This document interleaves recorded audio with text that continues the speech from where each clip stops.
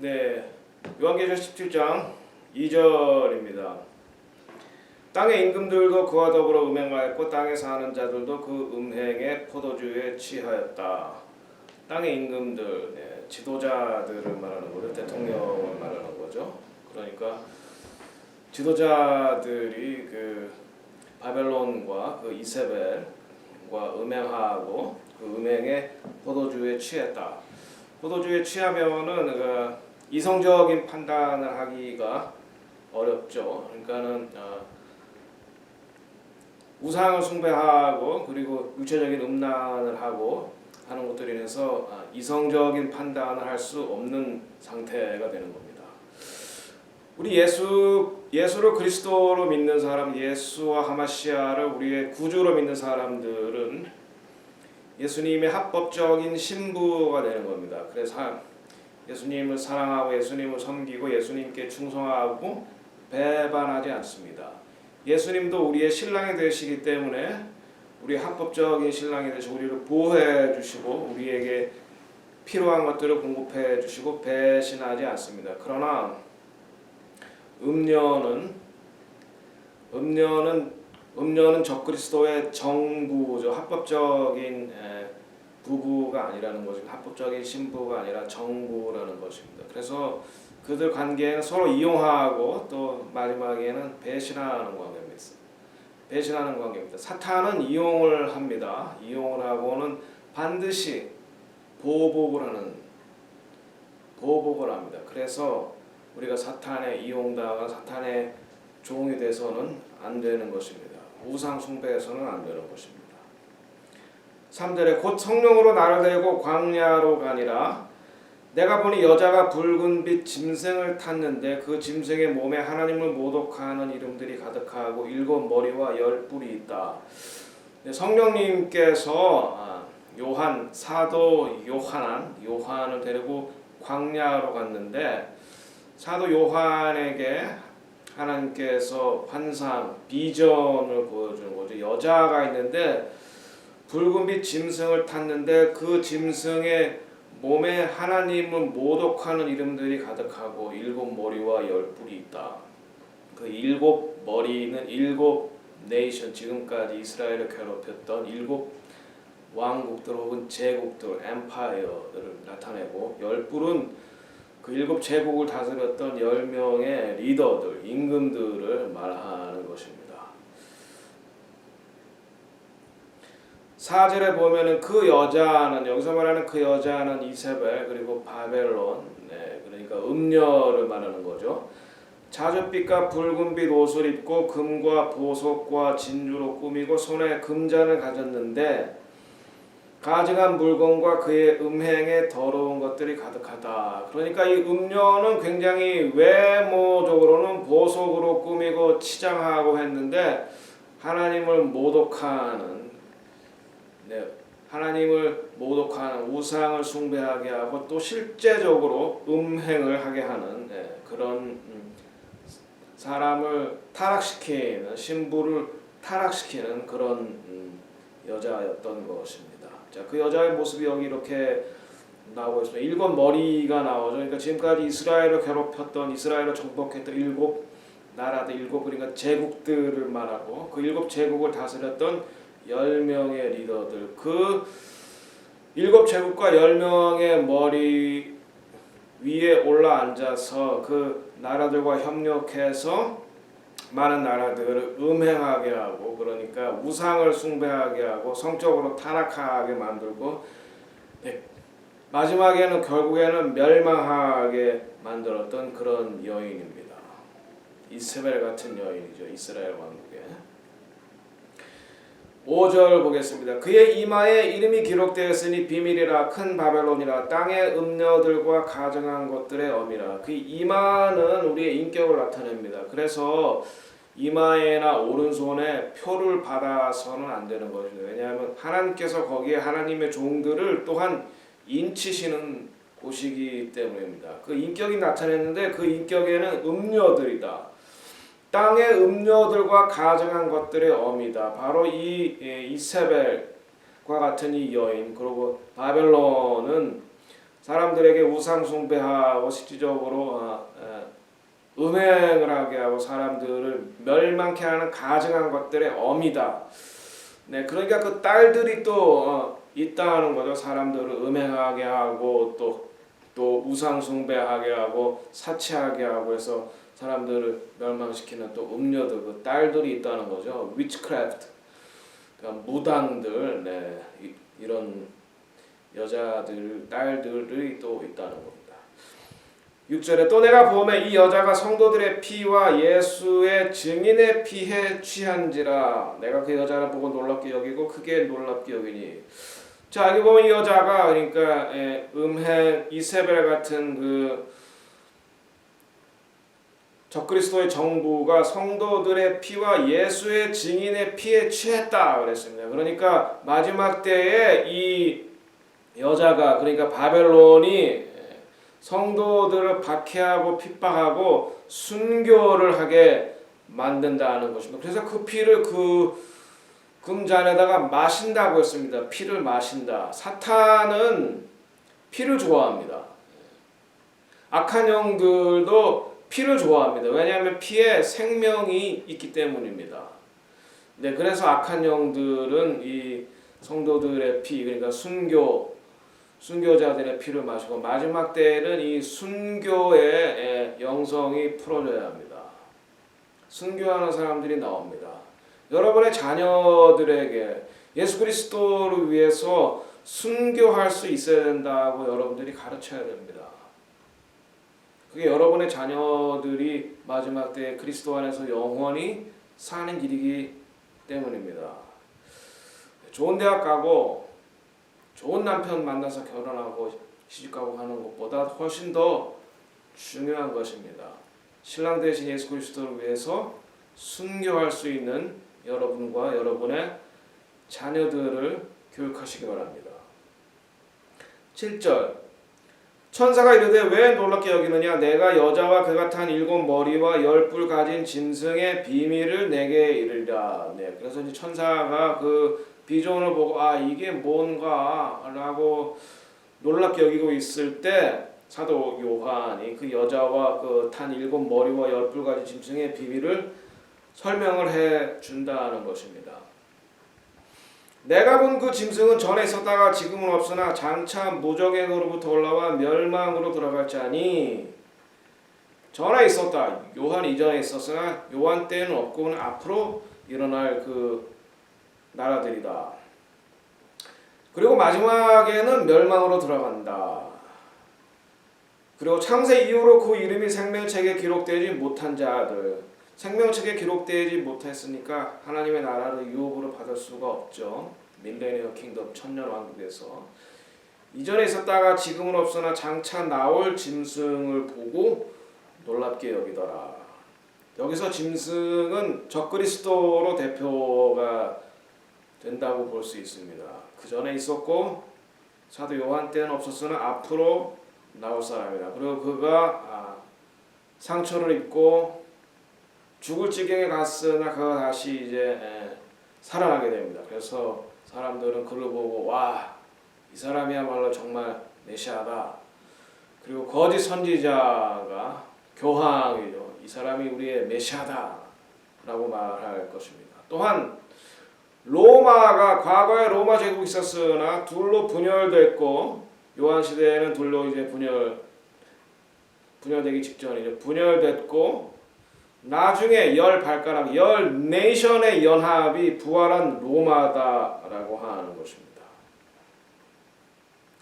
9절 지혜 있는 뜻이 여기 있으니 그 7 머리는 여자가 앉은 7 산이요. 그래서 이제 7 머리가 7 산이다. 그래서 이것은 이제 로마다. 로마에 7 산이 있거든요. 그런 해석이 있습니다. 그러나 7 머리라고 해서 7 네이션, 여태까지 이스라엘을 장악했던, 이스라엘을 지배했던 7 왕국 혹은 엠파이어, 제국이라고 해야 되겠죠. 또 7 왕이라 5은 망하였고 하나는 있고 다른 하나는 아직 이르지 아니하였으나 이르면 반드시 잠시 동안 머무르리라. 이 말씀이 해석하기가 좀 어려운, 해석하려면 이 역사를 알아야 됩니다. 이스라엘을 공격했던 역대 제국들이 있습니다. 그것이 일곱 왕국이죠. 제국들이죠. 이집트, 아시리아, 바벨론, 미대, 퍼시아, 그리스, 로마 이렇게 해서 일곱 제국들.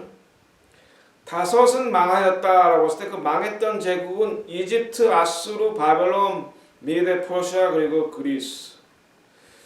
그리고 하나는 앞으로 나올 하나가 뭐냐면 그 로마 제국인데 이 부활한 마지막 때에 부활할 로마 제국은 열 나라들의 연합이다 라고 하는 것입니다. 로마는 항상 이스라엘을 대적했습니다.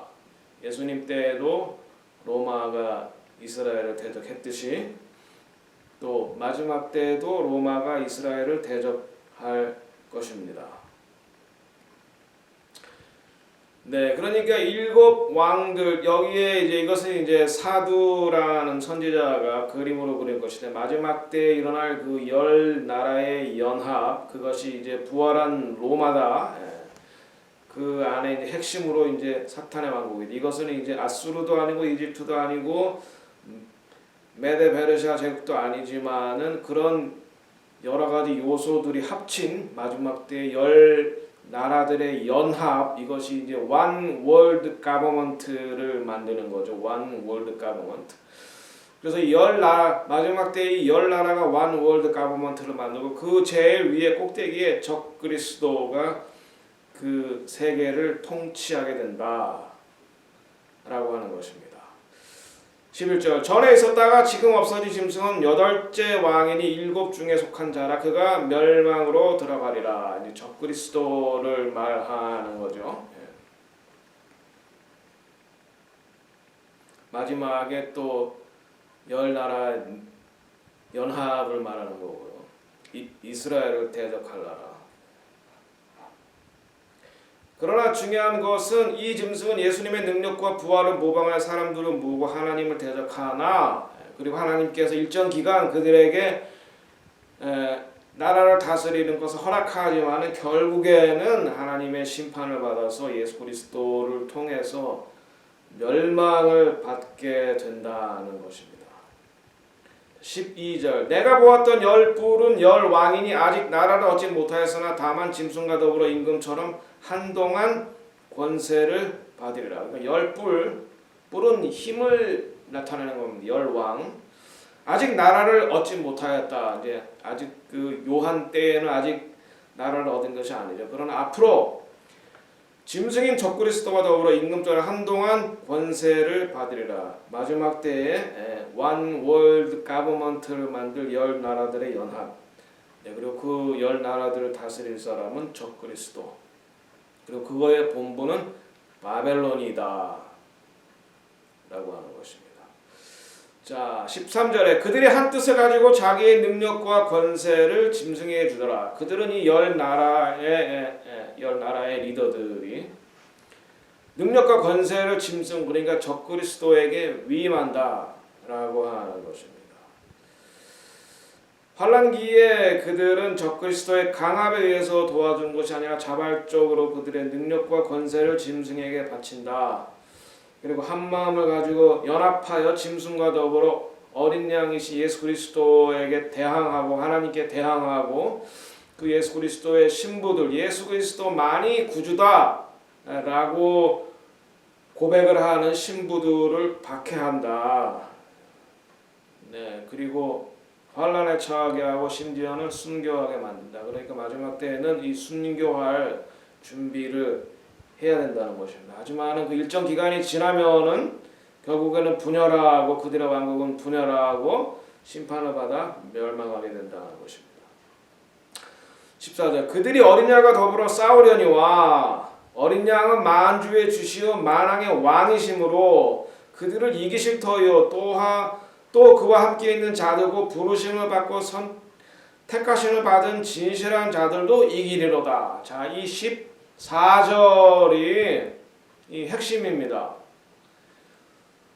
그들이 열 나라가 연합해서 세계 정부를 만들고 예수 그리스도에게 도전을 하게 되지만은 결국은 만왕의 왕이신 예수 그리스도가 마지막 때 그들을 이기신다. 또한 적그리스도와 이기는 것이나 만왕의 왕 예수 그리스도의 신부된 자들, 부르심을 받고 택하심을 받은 신실한 자들, 바로 이들이 신부입니다. 부르심을 받고, 네, 그리고 택하심을 받고 또 하나님의 말씀에 신실한 사람들, 이 사람들이 신부인데 그들이 결국에는 예수 그리스도와 함께 승리한다. 네, 이것이 요한계시록의 핵심이고 이 17장의 핵심이 되는 구절입니다. 우리는 승리한다.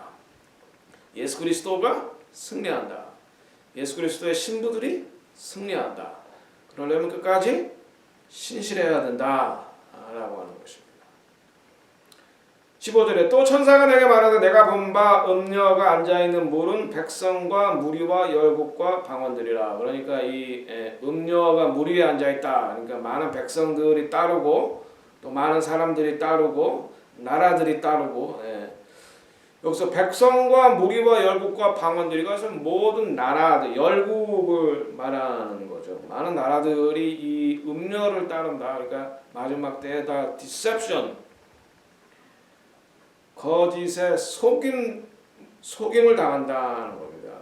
마지막 때에는. 그래서 우리가 토라를 잘 알아야 되고 토라 위에 반드시 서 있어야, 하나님의 말씀 위에 서 있어야 됩니다. 안 그러면은 혼돈되고 속는다는 것입니다.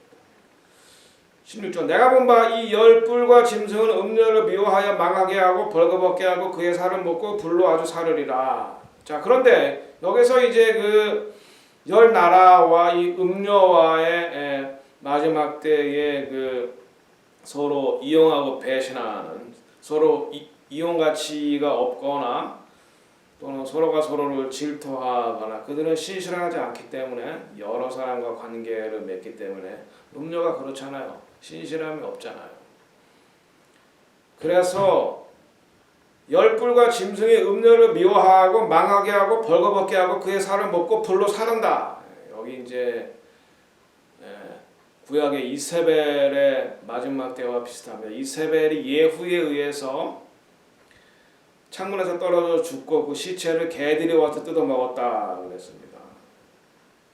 짐승과 열뿔이, 열 리더가 음녀를 미워하고 망하게 한 건 좋은데 벌거벗기게 하고 살을 먹고 불로 태우고 이렇게 잔인합니다.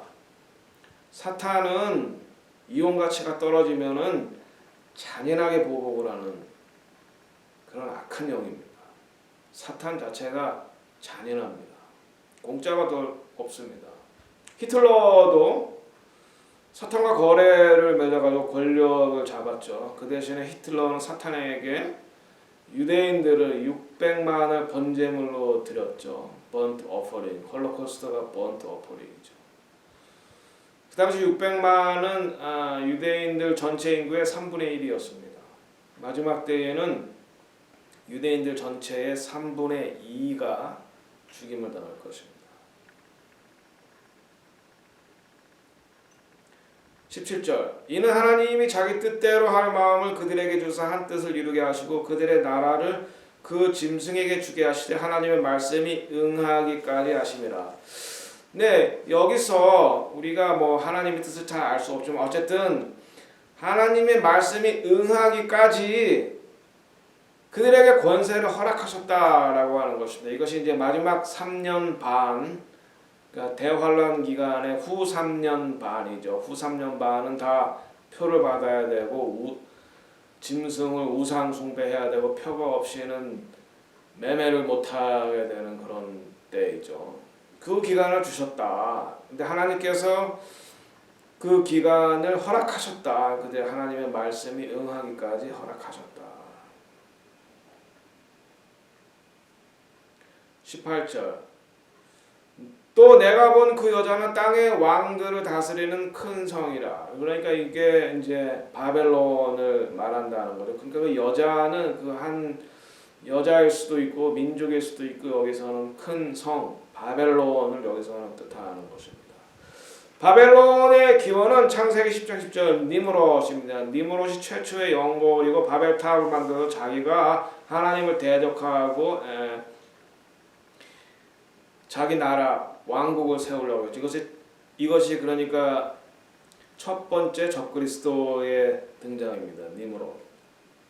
여기에 사탄의 보좌가 있었습니다. 이것이 요한계시록 2장 17절에 버가모 지역으로 옮겼습니다. 그래서 버가모에 사탄의 위가 있는 곳이다.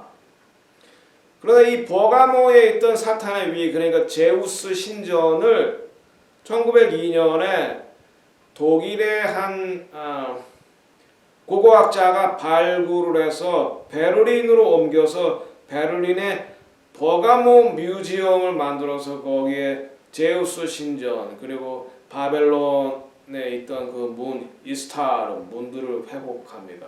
그래서 여기에서 히틀러가 나오는 것입니다. 히틀러가 여기서 사탄과 계약을 맺고 히틀러가 연설했던 그 누른베르크 재단이 바로 이 제우스 신전을 그대로 모방한 것입니다.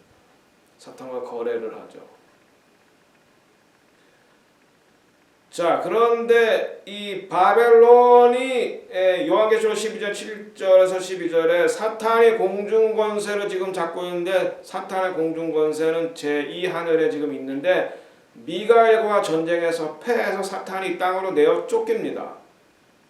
그때 이 땅에 내어 쫓길 때 사탄이 이 땅에 거할 곳이 바로 바벨론이 되는 것입니다. 바벨론.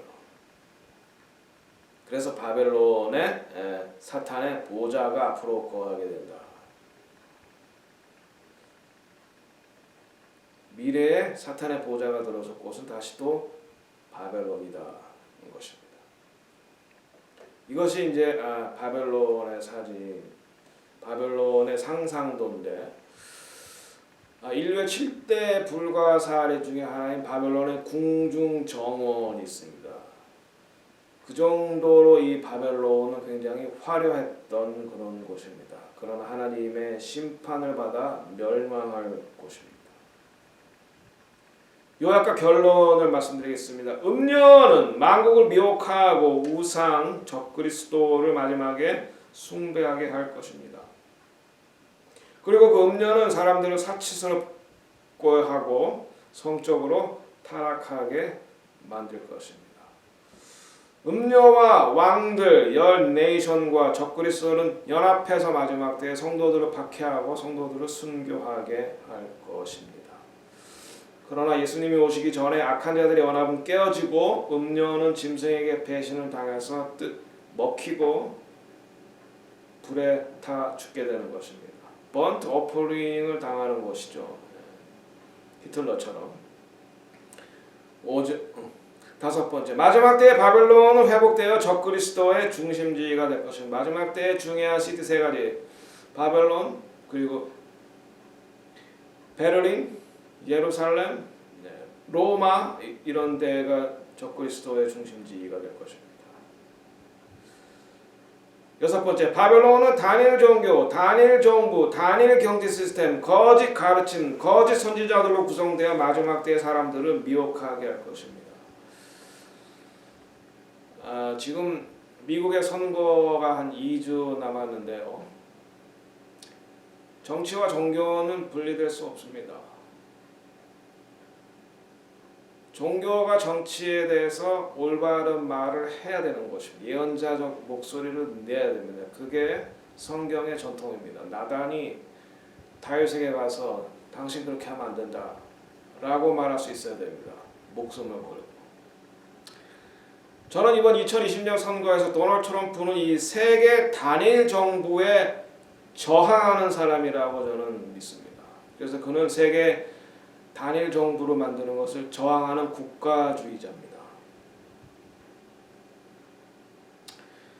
자, 일곱 번째, 요한계시록 17장의 핵심 주제는 이것입니다. 말씀드렸듯이 그들이 어린 양과 더불어 싸우려니와 어린 양은 만주의 주시오 만왕의 왕이심으로 그들을 이기신다. 이기실 터지요. 빅토리. 또 그와 함께 있는 자들, 그러니까 예수 그리스도의 신부, 부르심을 받고 택하심을 받고 신실한 사람들, 하나님의 말씀에 신실한 사람들, 죽기까지 충성한 사람들, 죽는 순간에도 예수 그리스도를 부인하지 않는 사람들, 이 사람들이 함께 승리한다는 것입니다. 네, 말씀드렸듯이 그래서 저는 도널드 트럼프의 재선을 위해서 기도하고 있습니다. 그는 성경에 고레스와 같은 지도자입니다. 고레스가 이스라엘 백성들을 바벨론 포로에서 다시 이스라엘로 돌아가게 만들었죠. 예루살렘 성을 중건하게 만들었죠. 그리고 예루살렘 성전을 재건하게 만들었습니다. 아직 고레스, 그러니까 도널드 트럼프의 사명은 아직 끝나지 않았고, 아직 이 미국에 대한 하나님의 그 언약, 미국에 대한 하나님의 그 사명도 아직 끝나지 않았습니다. 그는 이스라엘을 도왔고 예루살렘을 이스라엘의 영원한 수도다라고 선포했습니다. 고레스와 같은 역할을 한 거죠. 하나님께서는 고레스에게 그는 나의 종이다 이렇게 말씀을 하셨습니다. 그는 미국의 경제를 살렸습니다. 중국으로 갔던 공장들, 제조업들을 다시 미국으로 불러들여서 미국의 경제를 살렸습니다. 도널드 트럼프는 성경적인 가치관을 추구하기 때문에 낙태를 반대하고, 낙태는 태아 살인입니다. 몰래에게 자녀들을 바치는 것, 우상 숭배하는 것입니다.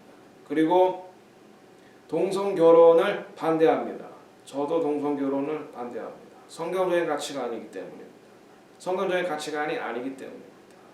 그리고 그는 지금까지 3명이나 되는 성경적인 대법관을 임명했습니다. 그래서 미국이 다시 미국의 조상들이 하나님과 맺은 언약에 충실하도록, 유대 기독교 가치관에 충실하도록 한 그런 대통령입니다. 그래서 미국에 긍정적인 영향을 끼쳤습니다. 그래서 저는 도널드 트럼프를 지지합니다. 그리고 그는 세계 정부, 원 월드 가버먼트를 저항할 사람이기 때문입니다. 기도하겠습니다. 하나님